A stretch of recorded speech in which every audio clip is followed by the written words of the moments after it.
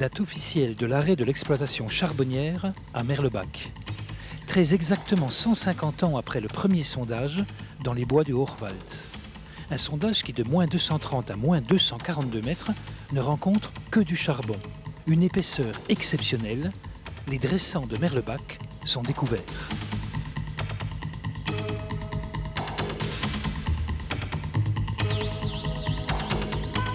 C'est tout de suite la ruée. Dans la campagne autour de Frémin-Merlebach, plusieurs compagnies entreprennent de creuser des puits dans des conditions si difficiles, avec des arrivées d'eau, que certains chantiers doivent être abandonnés. Mais dès 1858, Napoléon III annonce officiellement la découverte du bassin houiller de Moselle.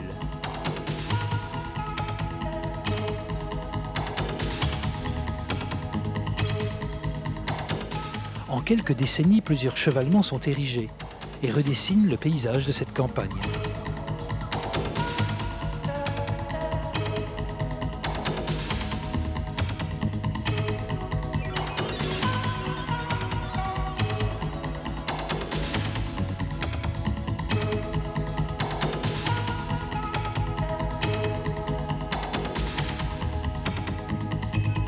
D'autres apparaîtront plus tard, et leurs noms nous sont familiers.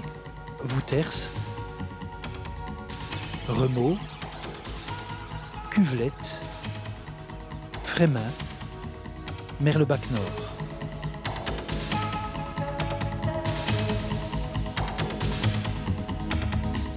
De génération en génération, des dizaines, des centaines, des milliers de mineurs se sont succédés dans ces cages.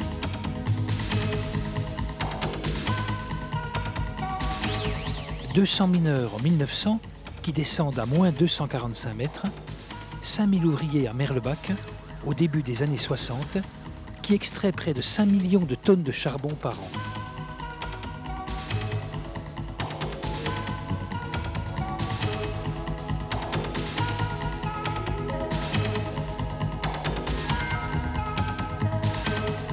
En 1960, les dressants de Merlebach assurent à eux seuls 45% de la production des HBL. Merlebach est alors le plus grand siège d'Europe.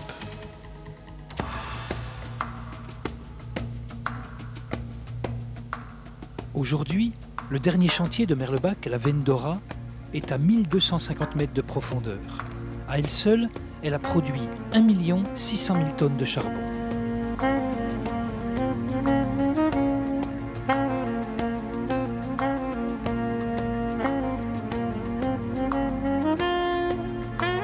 Pendant ces 150 ans, le matériel et les techniques ont évolué, passant du pic et de la pelle à la haveuse et au soutènement marchand.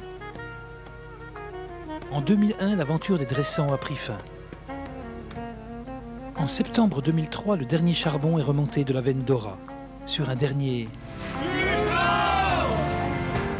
Au jour, ceux qui ont vécu des fragments de cette histoire collective racontent cette aventure hors du commun. Il était une fois Merlebach. En 2003, produire de charbon, c'est un geste tout à fait moderne, dans un contexte de mines souterraines très anciennes. Actuellement, il reste une taille à la houve, une taille à Merlebach. Donc c'est vraiment le bout du chemin.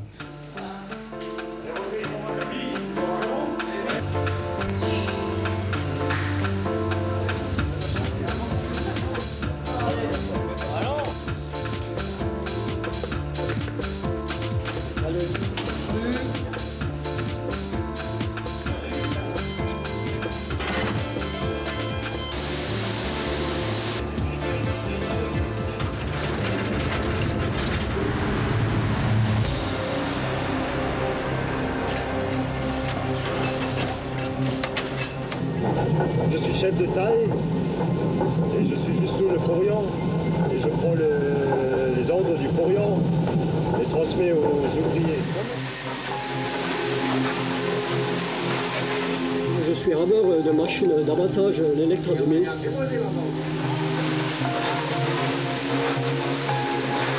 Pratiquement depuis le début, les mineurs avaient leur salaire, étaient payés à la tâche. Quand j'ai commencé ma carrière au Puy 5, on a sorti les 2 derniers chevaux. Moi qui ai commencé à 14 ans, c'était un métier très très dur. Très très dur. Sans compter ceux qui ont commencé encore avant moi, c'était encore plus dur. On utilisait la pelle, la pioche, la hache. Le mineur, c'est un bâtisseur. C'est quelqu'un qui bâtit tout le temps. Il faut constamment s'adapter aux conditions. C'est un producteur qui n'est content qu'à partir du moment où il a réalisé sa production.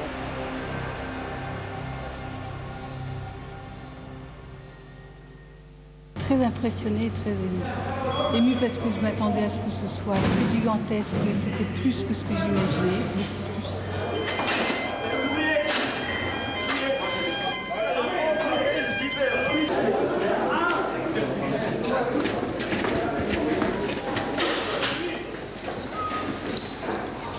J'ai un quart d'heure de retard.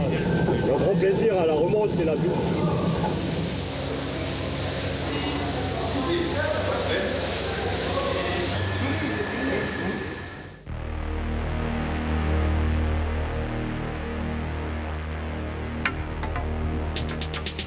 Donc le charbon brut qui est extrait de la taille est remonté par un ensemble de bandes transporteuses. Avant de pouvoir vendre le charbon, il fallait que le charbon soit propre. Alors les jeunes qui étaient embauchés ne descendaient pas directement au fond. Jusqu'à l'âge de 16 ans, ils étaient au jour à trier le charbon. Il était toujours derrière nous, hop, hop, hop, hop. Mais tu dis, mon Dieu, s'il y a une fois, il tient à voir sa bouche là pour dire, il m'a hop, hop, hop. On travaille déjà comme une bête. À cette époque, le lavoir de Frémin a été le plus grand lavoir d'Europe. A été pris pour vitrine technologique parce qu'il était très moderne.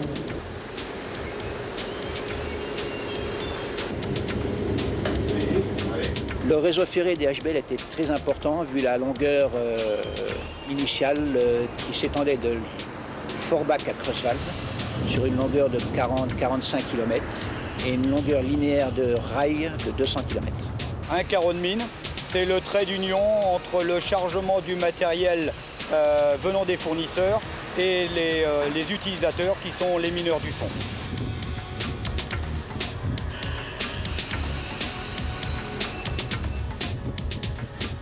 Au fond, il y avait nos frères, nos pères, nos cousins, oncles ou n'importe. C'est-à-dire que nous, on réparait les machines qui remontaient du fond.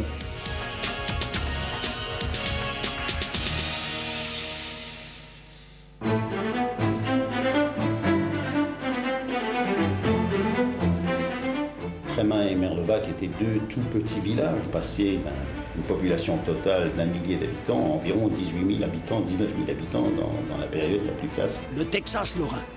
Les rues étaient noires de monde le matin et l'après-midi au changement de poste. Quand ils arrivaient gare de Merlebach le matin, dans les cafés-restaurants, dans les cafés qu'il y avait autour de la gare, il y en avait plusieurs.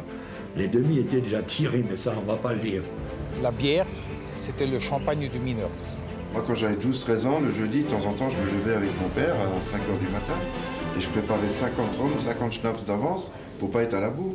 Alors souvent, on leur a dit que c'était des gens qui mangeaient trop, qui buvaient trop, etc. C'est bizarre qu'on n'aurait jamais dit qu'ils travaillaient trop.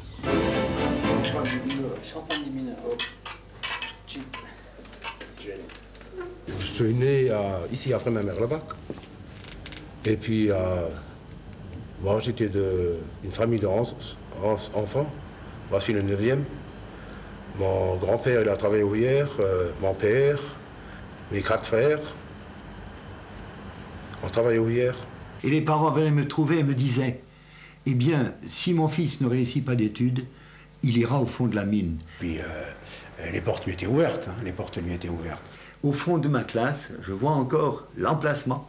J'avais une affichette sur laquelle il était dit « mineur, c'est un métier ».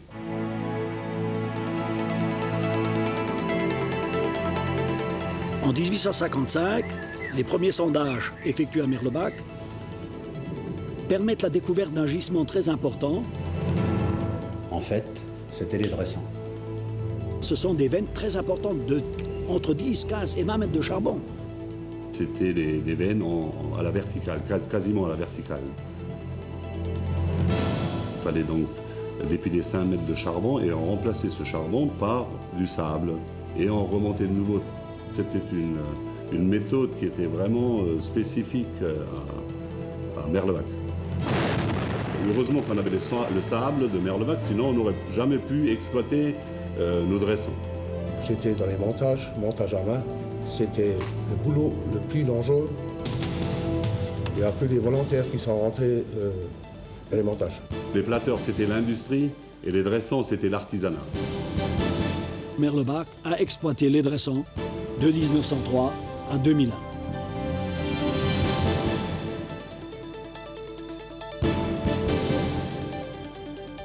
Actuellement, sont encore exploitées les veines en plateurs dans le champ de Cochrane. C'est des mineurs à qui qu'on a demandé de bosser pour que la France se relève après la guerre, quoi. Cette bataille du charbon avait pour but de favoriser une exploitation au maximum de la seule énergie qui était capable de procurer en grand nombre l'électricité pour faire tourner les machines. Toutes ces concessions du groupe de Petite Rosselle, Folquemont et de Merlebac ont été nationalisées. D'une quinzaine de pays d'Europe, les gens arrivent et s'installent dans la région pour mener cette bataille du charbon. Parce qu'il faut produire à tout prix, ce qui représente à peu près 4500 mineurs au fond, uniquement à Merlebac. Maintenant non, ce sont des blindés qui dégagent le charbon, des rabeuses qui l'abattent. Et l'évolution se fera jusque dans les années 70, où des grandes machines d'abattage sont mises en route, qui elles seules abattent autant que 3-4 chantiers anciennement. Les mineurs de Merlebac sont devenus champions d'Europe de production. Et le siège de Merlebac est devenu, entre-temps, le siège le plus important d'Europe, l'un des sièges les plus importants au monde. Puis la crise est arrivée et il a fallu réduire, disons, notre niveau de production. Les années 81, pendant la période électorale des présidents, où Mitterrand est venu faire un meeting à Forbach, on a annoncé dans la région, comme dit si je me trompe, dans les 30 ou 40 millions de tonnes de charbon. Mais entre 81 et 84, on a embauché beaucoup de jeunes, ce qui a permis de désengorger un peu les demandeurs d'emploi. Donc ça a été une période un peu euphorique, mais la réalité nous a très vite rattrapés. On disait à l'ingénieur aussi bien qu'au chef ou n'importe Glück auf bis nachher. Glück auf, ça veut dire salut. Bonne chance. Bonne chance, je pense. C'était une vie un peu spéciale quand même, parce qu'on attendait toujours le retour du mari, qu'il soit à l'heure, et on avait toujours un peu peur si jamais il avait du retard. J'évitais de lui parler du danger de la mine. Je pense qu'elle subissait déjà, c'est comme ça.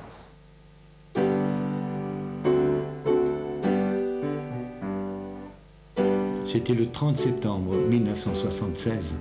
Nous étions tous en classe et nous avons appris une terrible nouvelle.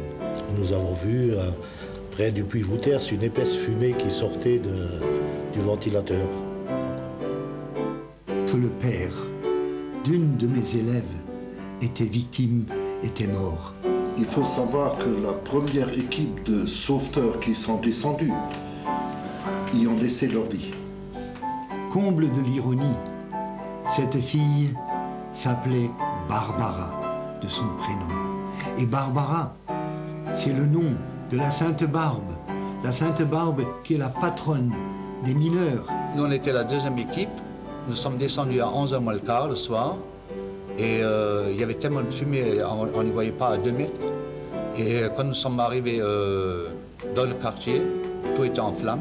Vers 11h15, donc la délégation des Houillères est venue m'annoncer que mon mari faisait partie des victimes de la catastrophe. Bon, j'avais que 6 ans, c'est vrai. Je me souviens juste que maman est venue me réveiller le matin en me disant que papa était au ciel. Les corps n'ont pas été remontés, ils sont restés au fond de la mine. Mon grand-père, il y en a un, il est mort à cause de l'explosion du Grizzly. Il voulait aller sauver des vies dans une mine. Bon, malgré ce qui est arrivé, mon fils aîné est quand même descendu au fond de la mine pour y travailler, mais contre mon gré, quoi.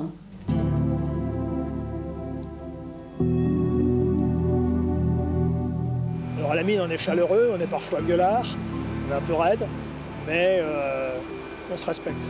En tant que syndicaliste, on a fait avancer beaucoup de choses, de part et d'autre. Je me souviens des grandes grèves qui se sont passées en 63. Des grandes grèves des mineurs, qui ont lutté pour la sauvegarde de l'emploi, qui ont lutté pour la sauvegarde de l'entreprise. C'est un secret pour personne que la hiérarchie, disons, dans les houillères a été pendant de nombreuses années une hiérarchie à structure quasiment militaire. On avait des chefs porions que si vous n'enleviez pas la casquette, vous ne rentrez pas dans le bureau. La promotion par le travail était largement encouragée par la direction des houillères.